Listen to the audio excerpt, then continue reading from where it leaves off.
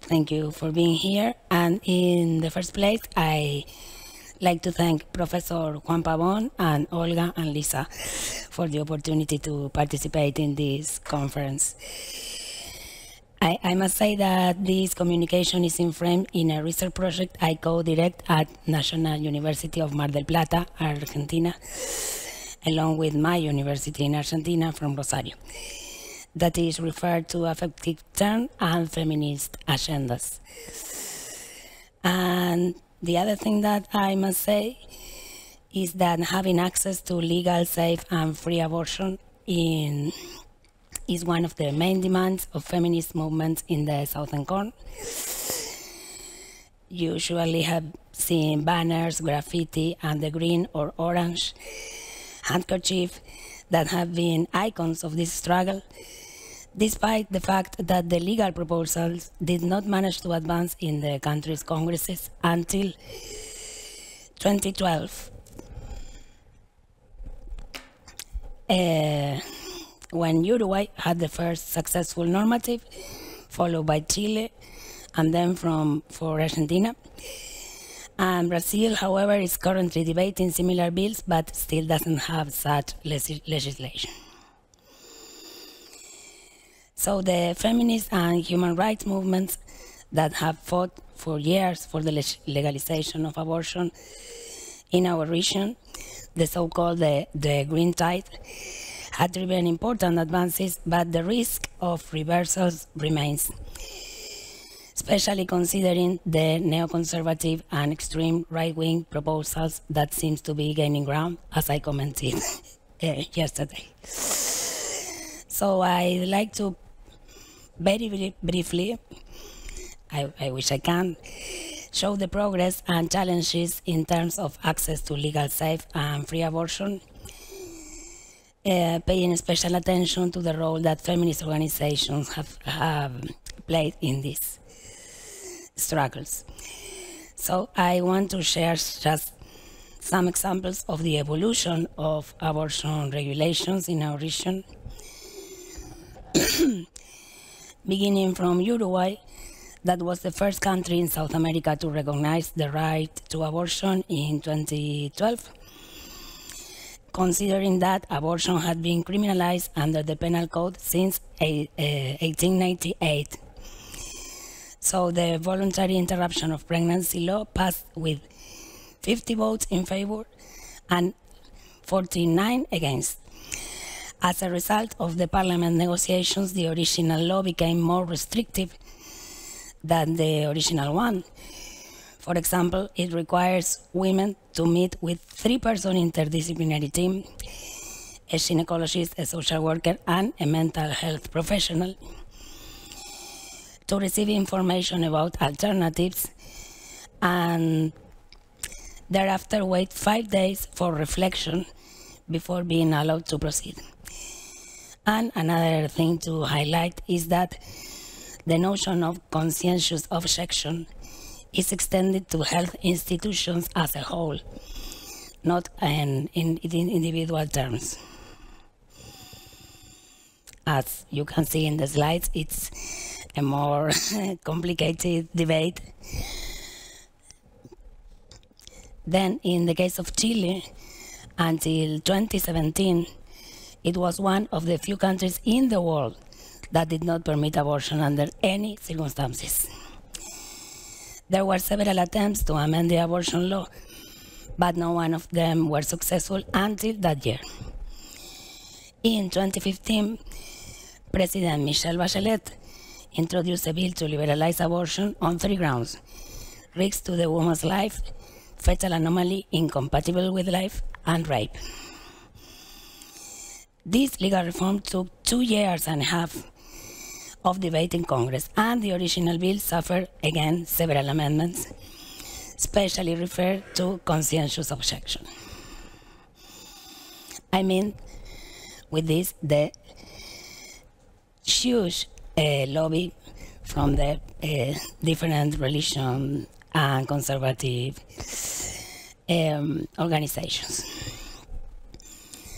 And in the case of Argentina, the voluntary interruption of pregnancy bill was passed by the National Congress in 2020. With this law, any woman can request the procedure at any public or private health institution, and doctors are legally bound to either perform it themselves or, if they individually are conscientious objectors, refers the patient to another doctor or institution. It is important to say, as you can see in the slides, that prior to 2020, a 1921 law regulated access to and penalties for abortions, and it was, of course, criminalized. Another thing that I want to say is that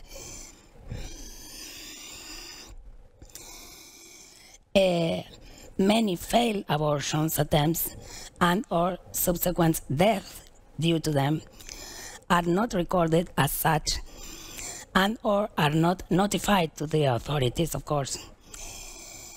But according to the last reports made by feminist organizations, there are around 370,000 to 520,000 both legal and illegal abortions per year in Argentina.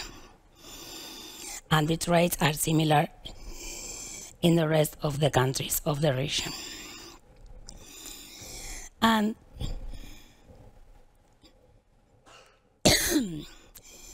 regarding feminist struggles in particular, for a matter of time, I will only comment the case of Argentina, but we can discuss the rest of the countries later if you are interested. But anyway, the evolution of feminist struggles is quite similar across the region, as you can see in the slides too. But I will refer to Argentina in particular. In my country, the history of the right to terminate a pregnancy begins in 1886, if we made history. But much more recently, in time, during the 2000s especially, we have the Assembly for the Right to Abortion, the first national meeting for the right to legal, safe and free abortion, the National Campaign to the Right of Legal Abortion, the so-called The Campaign. The campaign is a crucial collective actor that formally introduced 5 bills to decriminalize and legalize abortion, under the motto that maybe you have seen, que sea ley, let it be law. And another important milestone, in 2015, another thing that maybe you know, Ni Una Menos, No One Human Women Less, emerged. It's a movement that began as a Twitter campaign against gender violence that used the hashtag Ni Una Menos. The first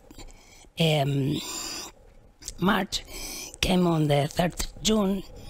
That is the day that every year we have the Ni Una Menos demonstration, in reaction to the murder of 14-year-old Chiara Paez, whose corpse was found buried underneath her boyfriend's house after being beaten to death and a few months pregnant. We can say that Ni Una Menos was like a fuse for the green tide, and that manifested itself in June 2018. That's me celebrating. In that year, 2018, the project to legalize the voluntary termination of a pregnancy obtains more than half the votes in deputies, but then it is rejected by senators. Nonetheless, this introduction of the bill opened an unprecedented process. Newspapers, television shows, online social networks showed the debate for months, while the informational sessions at the National Congress, which included speeches presented by people from the worlds of academia, culture, art, and science, were not only filmed but open to the public, and that was crucial. Finally, in 2020, as a product of the struggle of feminist movements, President Alberto Fernandez sent the project for legally terminating a pregnancy to the National Congress. And this time the bill actually passed. And the motto or the lemma of that campaign was, "It's ley, it's a law."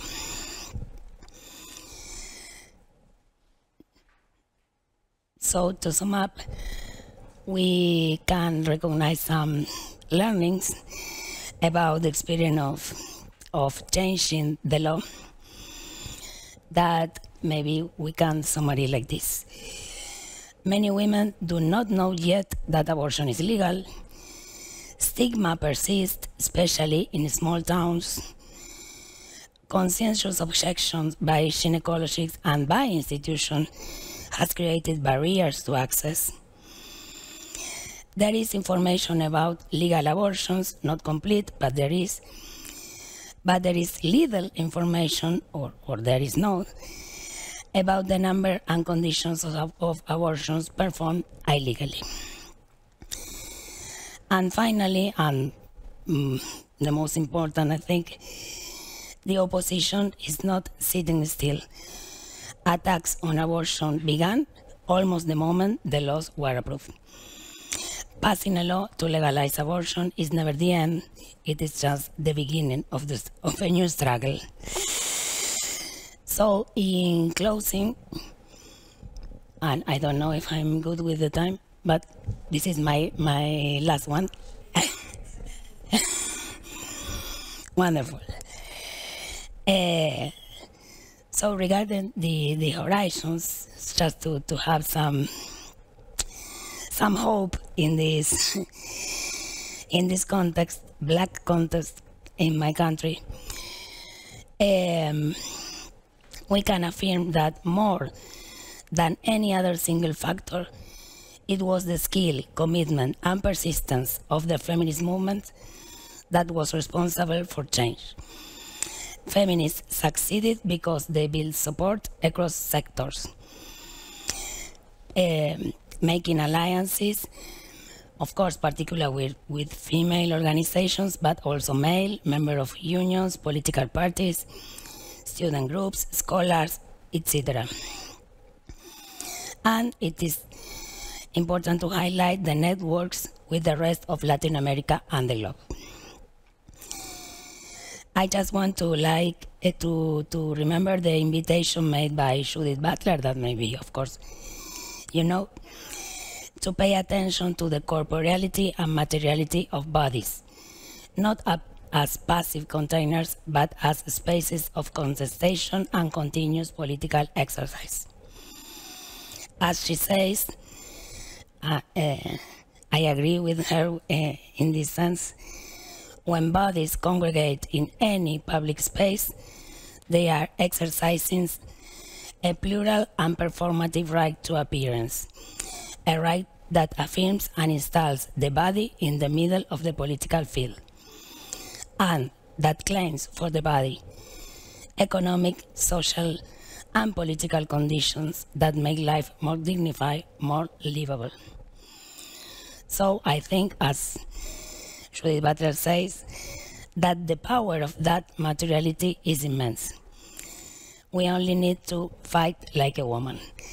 Safe, legal, and free abortion, it's now a law. Thank you.